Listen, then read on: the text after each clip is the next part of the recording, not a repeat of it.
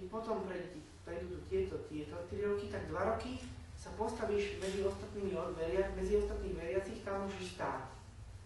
Po 2 rokoch prídi, dám ti rozrešenie a môžeš ísť na príjmanie. Čiže takýto človek, ktorý spáchal takýto ťažký verejný zločin, nebolo to len vražda, bolo to aj smilstvo, cudoložstvo, lúpež, krádež. No, niektoré krádeže sa trestali tak, že človek bol poslaný pred súd Boží, ľudia ho nesúdili. Napríklad za svetokrádež sa stínala hlava a ruky.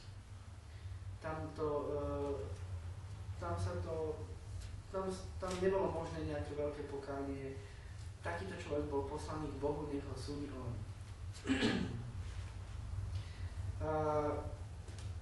No, tak si predstavte, že ten rytier sadol na koňa, zobral si svoju zlatenú košelu a mešec a vybral sa do Ríma.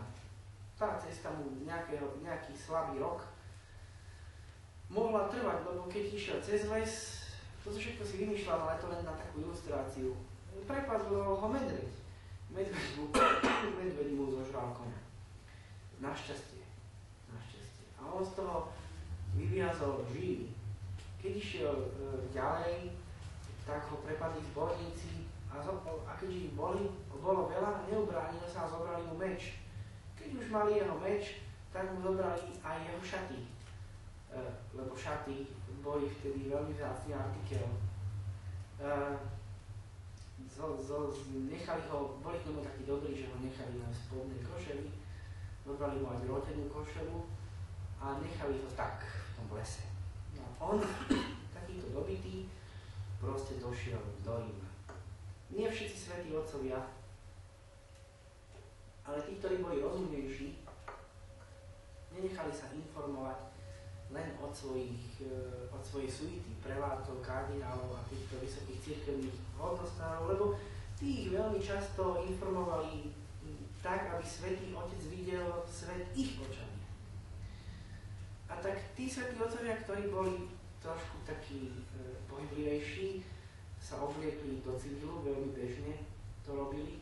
Neboli tedy noviny, televízia, málo kto vedel, ako pápež vyzerá. A zamiešali sa medzi pútnikov. Tam sa vyzvedali, čo je vo svete nové. To bol zdroj ich informácií.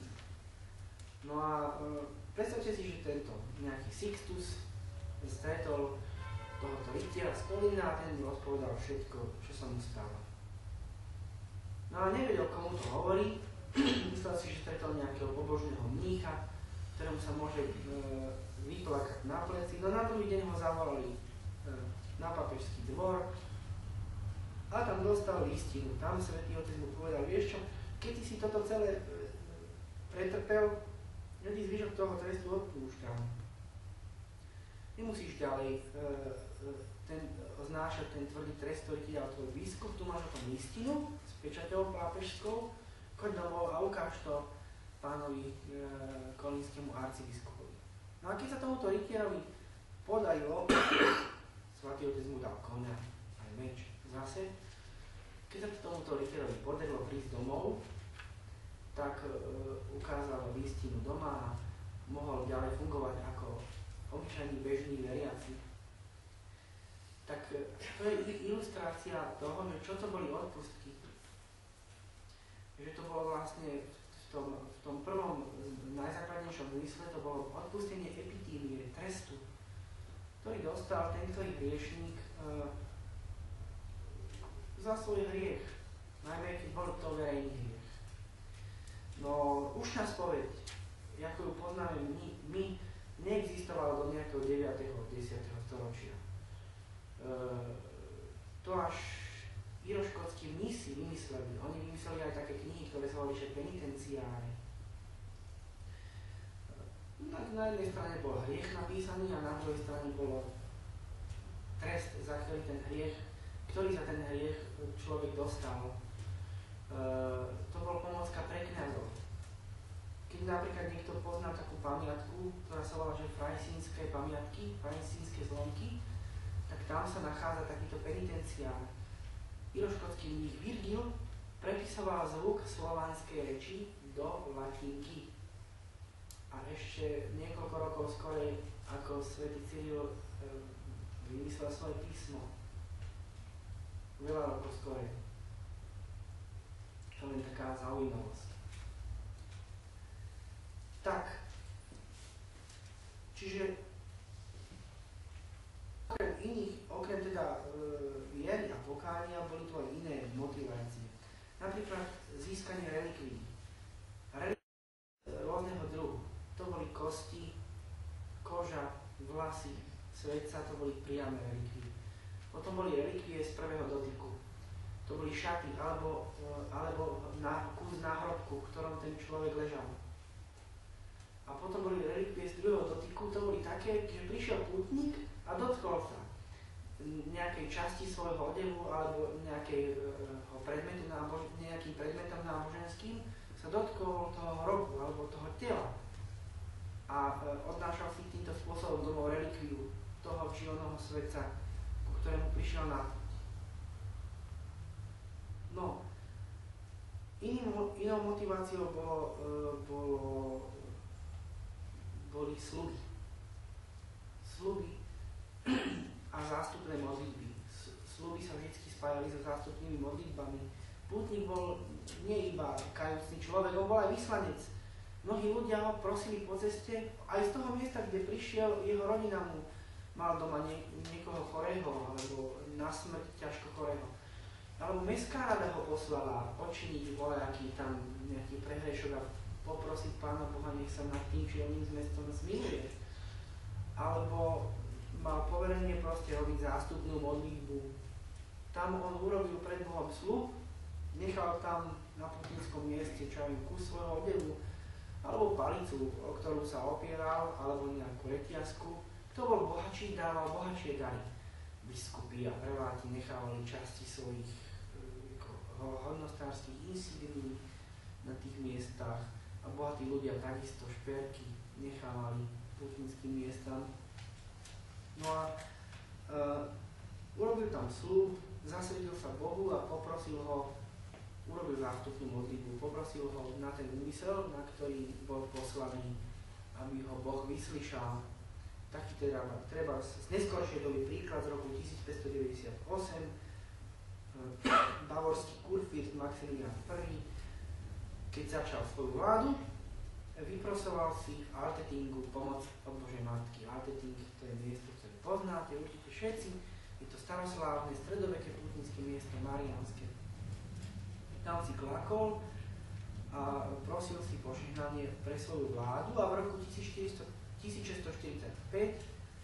nechal tu ako votu, ako ten dar, zapečatený svojou pečatou list, ktorý napísal svojou vlastnou krvou, kde sa zasvetil Panne Márii a Bohu. No.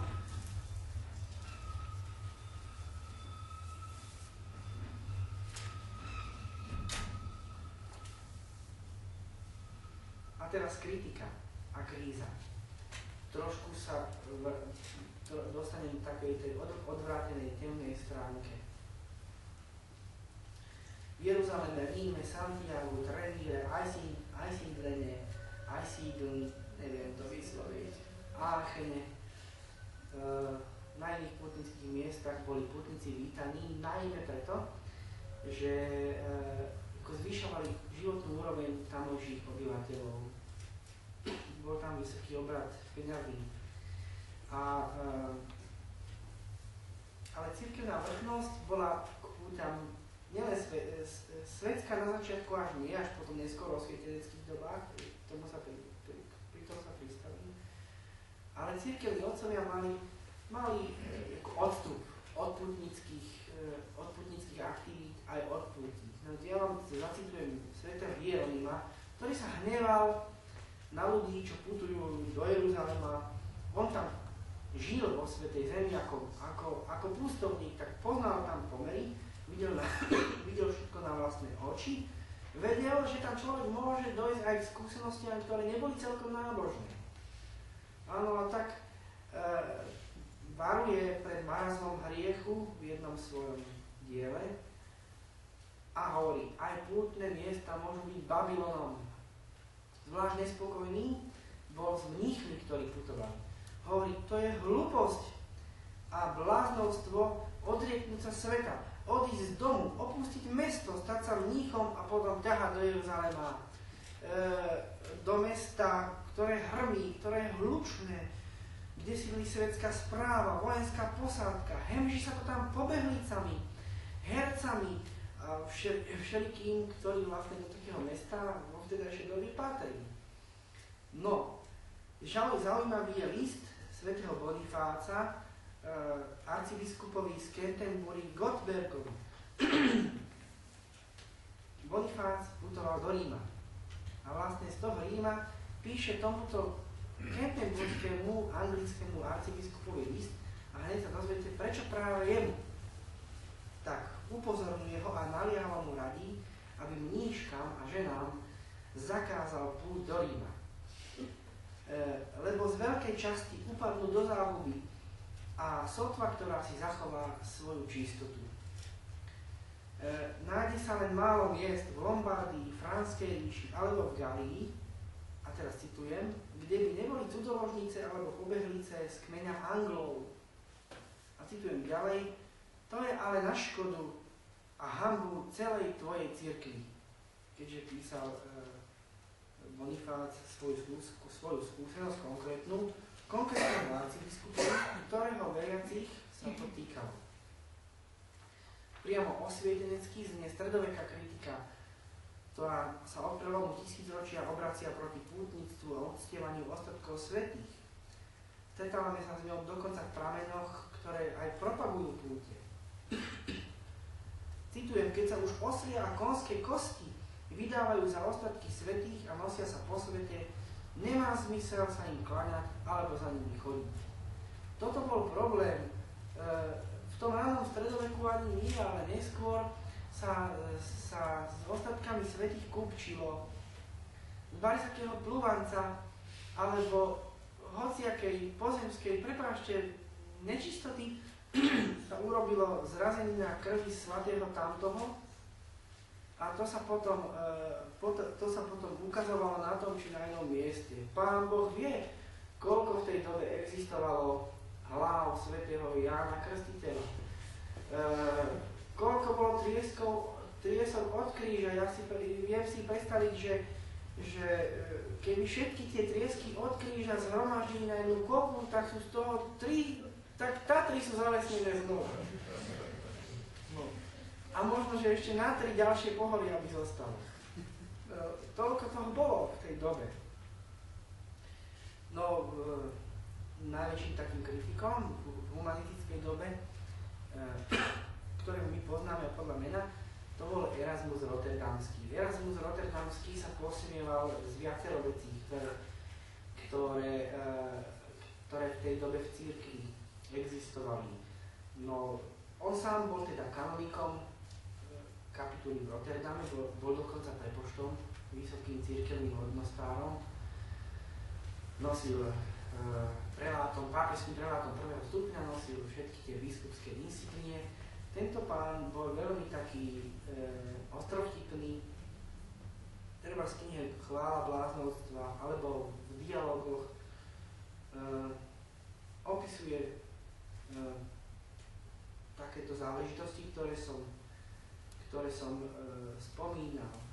Píše napríklad, on, a myslí tým Krista, nám zanechal toľko krvi a ona, myslí tým Svätú Pannu Máriu, zanechala nám toľko mlieka, lebo existovali aj také relikvie, mlieko Panny Mári.